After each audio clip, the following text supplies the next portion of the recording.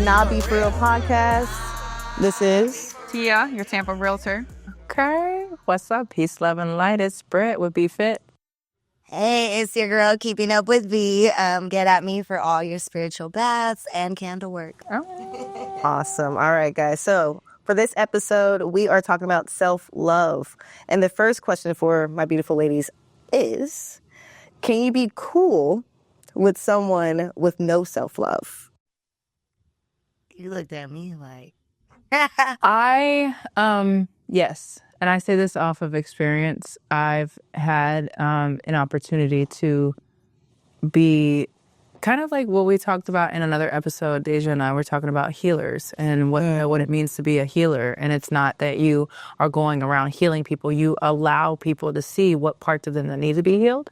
And from that, they do their own healing. So, yes, I, from personal experience, have friends that, I've kept close to me that had no self-love that now are just now realizing what self-love is and instilling that. But that's true friendship. You know what I'm saying? That's like something that, true love, unconditional love. Like when we talk about unconditional love, whoa, it's another episode. We've not seen that yet, but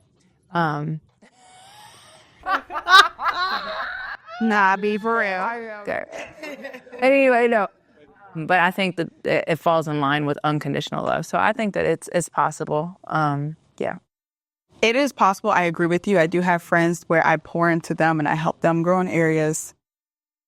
It can be draining. Ooh. If you let it, absolutely. Yes, I mean, if you surround yourself with a lot of people who do not have self-love and you're consumed by pouring into other people's cups. No, you got to look at yourself. Yeah, absolutely. You have to look at who you are and what your vibe. Your vibe attracts your tribe, and so if that's what you're attracting, you need to, take a moment to debrief with self and figure out if that's what you really want, need, and maybe why are you attracting all this? Yes, and I'm glad you just said that because piggying off of that, I can say for myself, I have realized that I was that healer, you can say, to a point where now at this point in life, I feel like I don't have any more friends. Like I have, unfortunately, over the past couple of years, had to cut off everybody. That's a beautiful thing. It really is. That's a beautiful thing. It is. It feels amazing. Literally, yes, but you are also literally going through a transformation that's literally going to set you up for like just the trajectory of your lifetime right now is just on a good path, knowing that you've shed that dead weight. Yeah, and it's crazy because like when I do look back at the people who were like some of my closest friends, I mean friends I was friends with for 15 years, 8 years, and 5. These people were like very close-knitted. I unfortunately came to a point within the past 2 years, I just had to let them go. But it's just so crazy because now, like you say, I feel so much lighter and the solitude is absolutely amazing. It gets lonely at times.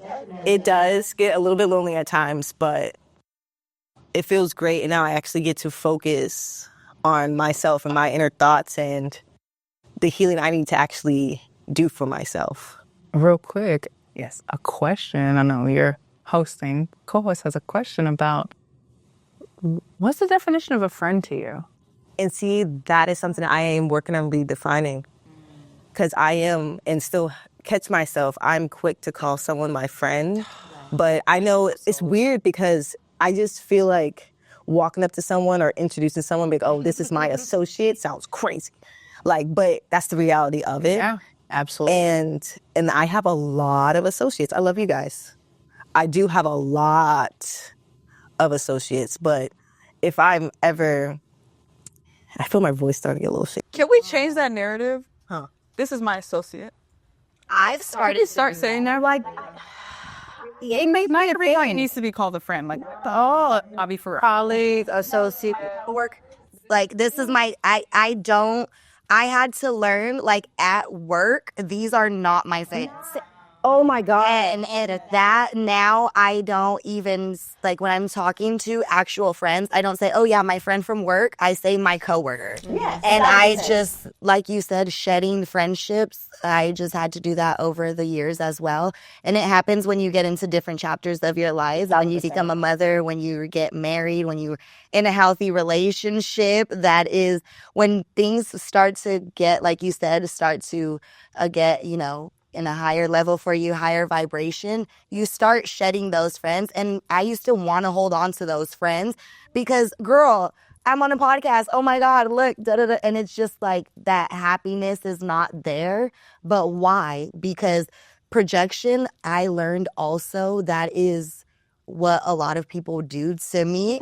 And that it messes up what I feel for myself. And I'm just like, you're projecting that onto me because what?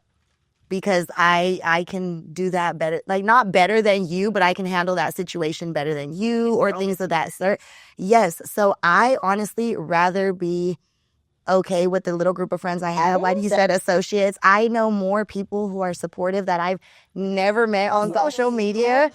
And I love that. And some people don't understand and they're like, you've never met that person. And I'm like, that's slut. She can call me and like, hey, I need you to cash at me this real quick, and I'm gonna send her back. Girl, I'm gonna do that. Right. And it's just like some people don't understand. Some people don't understand that, but I swear, like I've noticed a lot of people that I've met through the internet, or just even women like you. You guys are on a vibration that I want to be on. That I'm like, okay, now I understand why I shed the skin that I do when I go through different chapters of my life. Like, I love that. Yes. Yeah, I'm my family. Nah, be for real. In the club, we all fam. Do you know her? In the club, we all fam. No, seriously. So I think that's what, yeah, like honestly being, it, like you said, it depends on the person. I feel like women, like another girlfriend might not be as, you know, accepting of you trying to teach her self-love.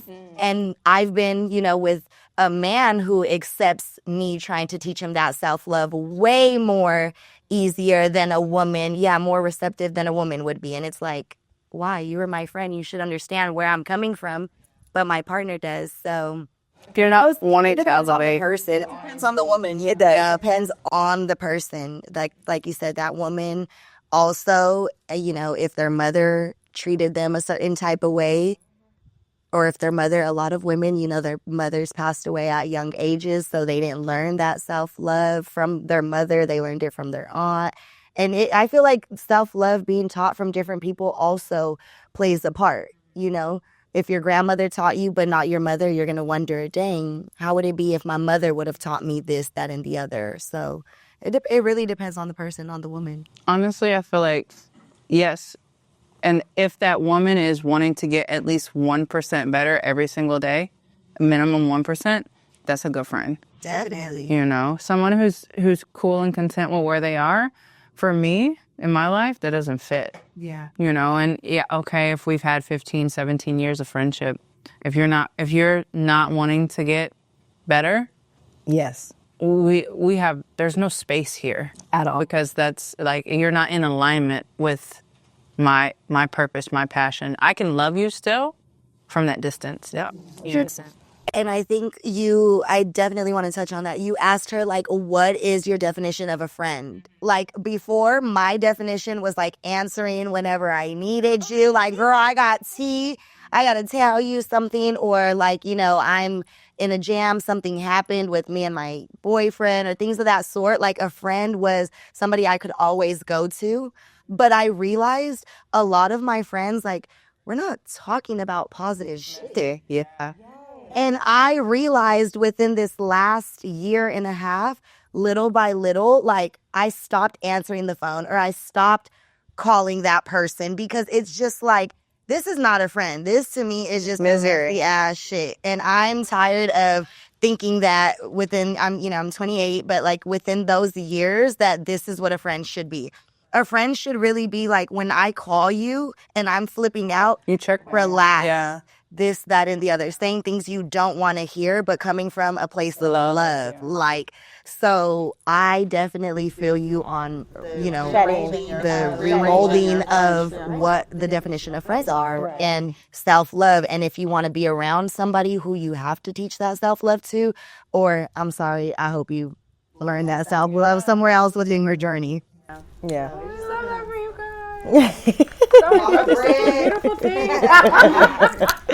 All right, then.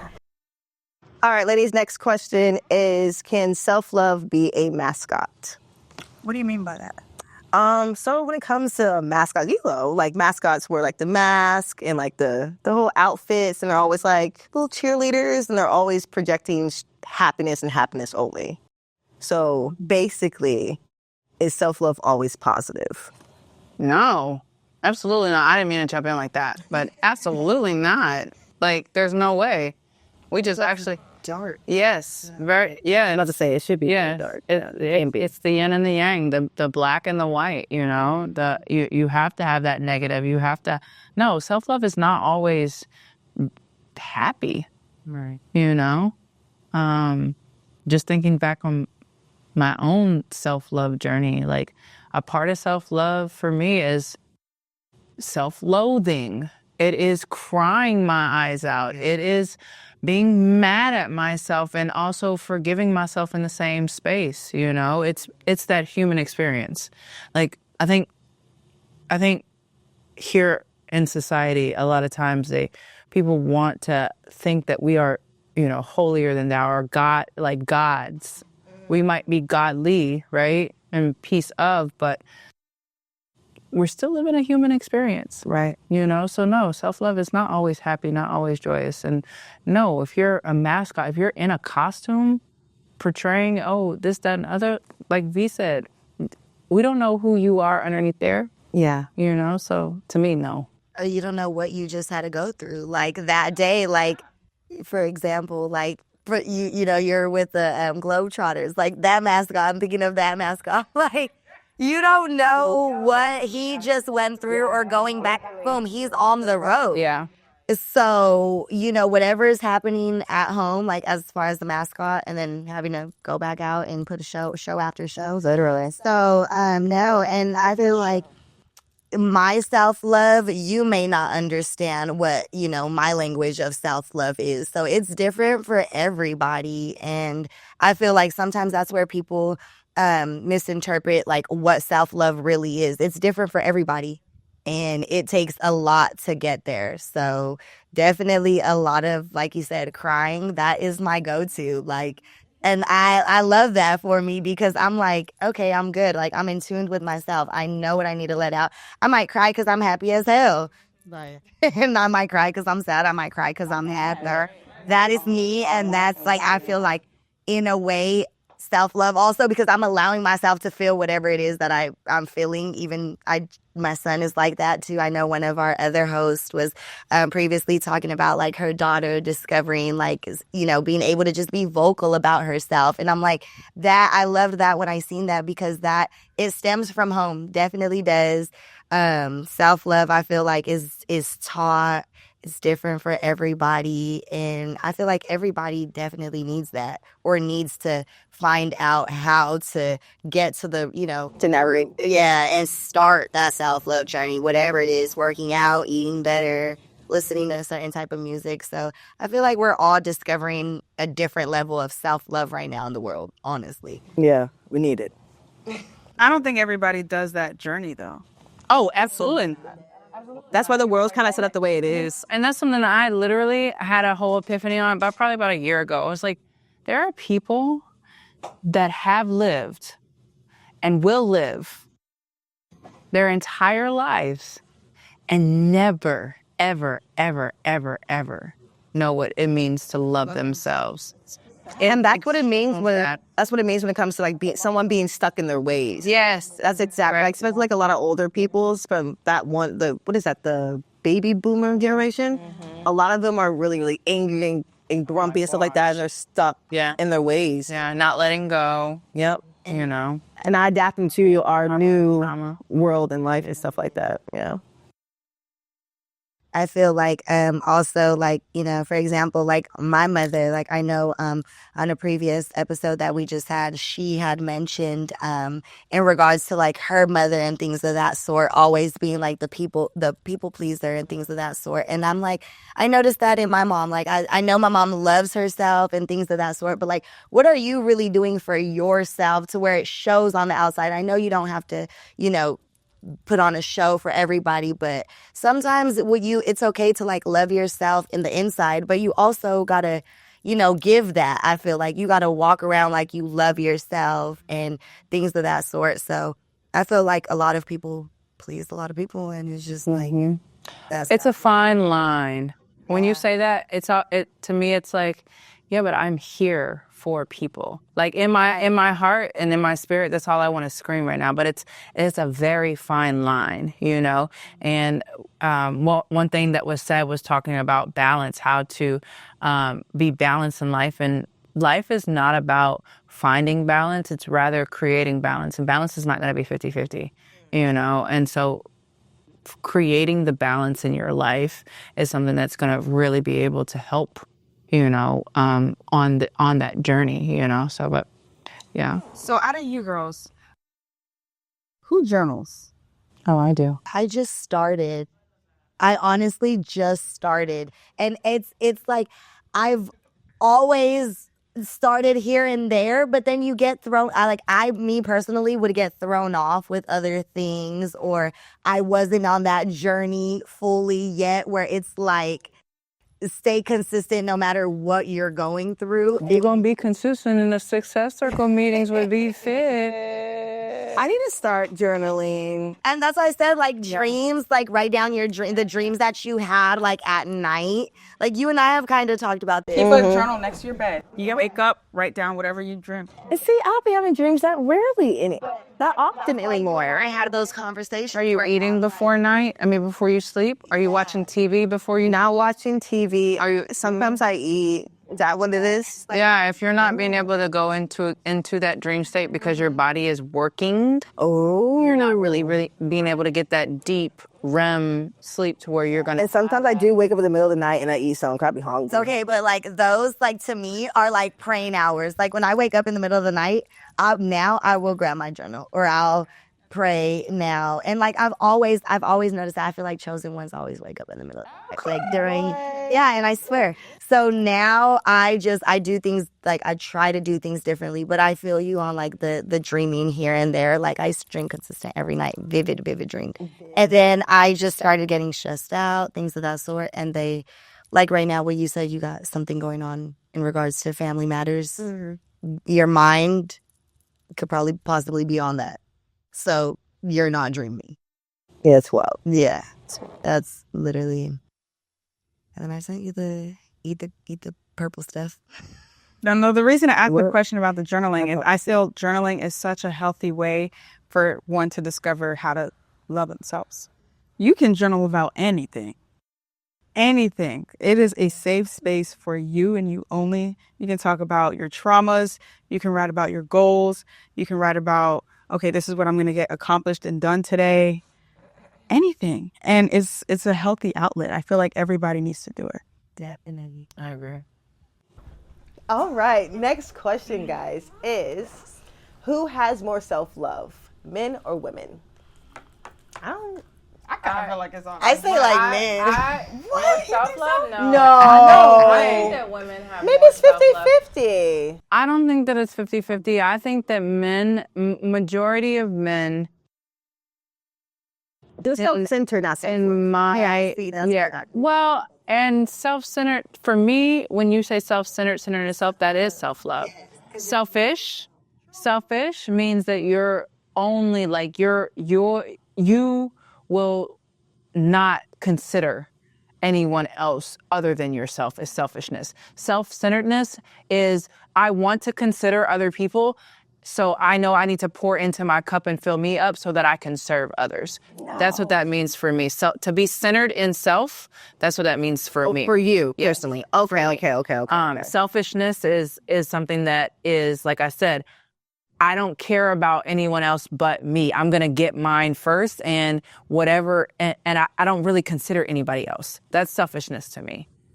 But I do think that it is innate in women for us to understand how to love ourselves because we are emotional creatures. And when they're nurtured.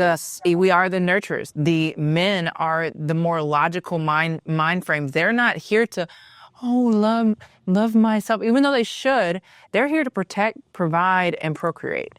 That's what they're here to do. You know, all that other stuff is nice for them to have, you know, but it's foreign to them. Right. It is, in my opinion, I think that it is necessary for a man to to have self-love, because if they don't, then they're really just it's like a soldier. It's like just like a man is disposable, you know? And it hurts to see a man, you know, think of himself as disposable. Like, I'm really here just to protect, provide, and procreate. And that's really my main, all that I should be doing. And I can't just be and exist and, you know, experience and just stand still without having any type of requirements of me. You know, a lot of men don't get that opportunity to do that, you know. And if we look at suicide rates, they're astronomically higher for the men than they are for women, you know, and those things don't get talked about. And it's a sad thing because the stigmas are men protect, provide, and procreate, you know, and it's like, yes, and they should also know that they have a safe space to be able to just be and love themselves, love who they are, you know, fall in love with that so that they can go out and continue their mission. Right. You know, men are mission purpose driven.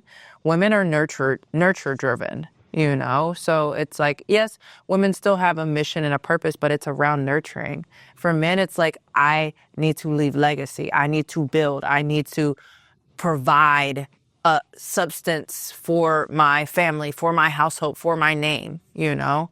That's really, in my opinion, what it's been. So if you think about it then, wouldn't men, at least the successful ones, have more self-love for themselves then? Not necessarily. Yeah. Because they're more militant. Yes. I think the more militant you are, the more discipline you have, the more successful you can be. Mm-hmm. But doesn't necessarily correlate to self-love. Now, I would say that they would have maybe more access, because if they have that success, they might have a little bit more time. But if they're not conscious, you know, consciously creating for self, then no, they are going to be one of those ones that Self-destruct. not only self-destruct, but they just provide for their family, and then they get to be 70, 80 years old, and they look back and they're like, you know, I didn't live, or I didn't do the for self. you know, like, dang, As I did for my family. sacrifice. You hear about that all the time. I sacrifice. Men sacrifice. Yeah. You know, and it's like when they think about sacrificing, it's like I don't have even just the, what word am I looking for? Like Bandwidth? No, not bandwidth. Like I don't have the luxury of self-love because I have to sacrifice for the greatest good, for the mission, for the purpose. See, and that's why I agree that women have more self-love, because I think naturally we are more nurturers and men are more providers. So it's not a natural thing. They have to learn how to. Yeah. They have to learn how to have self-love. I don't know. I feel like this question is very interesting. Be for real. Somebody in the back trying to talk. Please leave me alone. No, but this question is interesting to me. But men have to learn self-love. Think about it. For a man, it can be as simple as going on a walk by himself. It can be as simple as taking a hike. But the question is, Consciously, yes. who has more self-love, men or women? It's not quite internet. I don't know what the correct answer was, but then It just really, You said that. it just really depends, because there's some women who seen their mom do X, Y, and Z, and then they're the same way. There's some men who didn't have a father in their life, and that self-love isn't there. I feel like, honestly, though, from what I've noticed lately, a lot more men lately. Okay. Lately, What does self-love look like for a man? to me, it's being able to have like self-control, like that.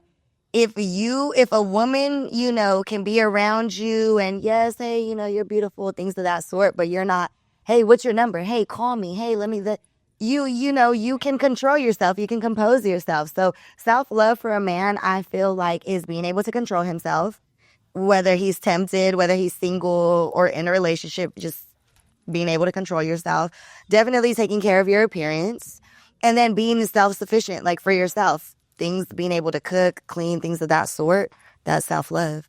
I feel like, but mainly the control that you have within yourself, I feel like is that. I think that's a good Even definition. for a woman, like self-control. I don't know what the answer quite is. I feel like it may honestly be 50-50.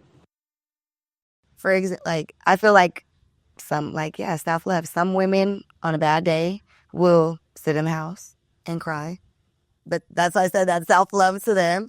And some men are like, nah, I'm going to go get a haircut. I'm going to go to the gym. I'm going to go get a new outfit. I'm going to do this. That's self-love to them. And that's self-love to them. That's why self-love is different. But when it comes to what I've been seeing now lately on social media or just the friends that I've had to, let go of, your self-love is just not there, sis. I have to tag in on that. Not saying that what you're saying is like wrong at all. What I've seen or what I'm seeing is that a lot of people are confusing, or not even confusing, but using self-love as an out for them to not process. So I'm going to go to the gym, or I'm going to go on a shopping spree, or I'm going to go and do this thing instead of actually.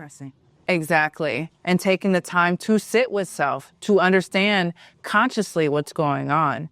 You said something about, a boy might not have his father. I just had this conversation with my mom this morning. A man's first love is a woman. Is his mom. Sorry, is his mother, right? A man's first love is his mother. Yeah. And because of that, if he doesn't have a loving, caring mother, then that's going to set his self-love up for a lot of things. A rocky. A smooth, loving, capable self, like you said, self-control, self-discipline, understanding, conscious of themselves, not looking at it, men don't cry in front of their women because their woman's going to make them think that they're, oh my gosh. I just had this conversation. Or that a man can't journal, or a man shouldn't go and keep himself together, or a man can't go and do cooking, learn how to cook with cooking lessons, or a man can't just be, interested about more than just a purpose, a mission. Or more than what the typical man was taught to be able or have to be. Honestly. And that's the thing, is like it's a give and a take, because a lot of men are like, oh well, when men first, when humankind first came to existence, men only, they gave their lives for their family, and they just went out and they just, caught it. And like they speared the mountain lions and brought home the bacon, and and the ladies, they knitted the fur, and it's like, yeah, that's what they did, and we've evolved from that. Have to keep doing that. We don't have to, and so that's like, to get that, it's like, it's where is that balance? And for me, I don't know. I'm not a man, so I can't answer that. So it's like. But I do see that a lot. Like the thing that upsets me the most is when someone said, like, I can't cry in front of you because you're gonna think that I am less than. And it's like, you are human. Yeah. You are a human being. You have emotions too. And that hinders so much. Oh, that my mindset goodness. hinders so much. Yeah. So much. You're bottling your emotions. Yes, and you want to know why the suicide rate for men is so much higher than women? Why? Because I just take it and take it and take it and take it until I can't, and take it and take it and take it and take it. And I'm just going to go to the gym. Then I'm just going to hit the weights. And then they come back and they take it in, they take it in, take it in, take it in, take it in. And they don't have a voice. And why don't they have a voice? Why don't they have a voice? They don't ever cry Never. in front of a woman. Well, Weak.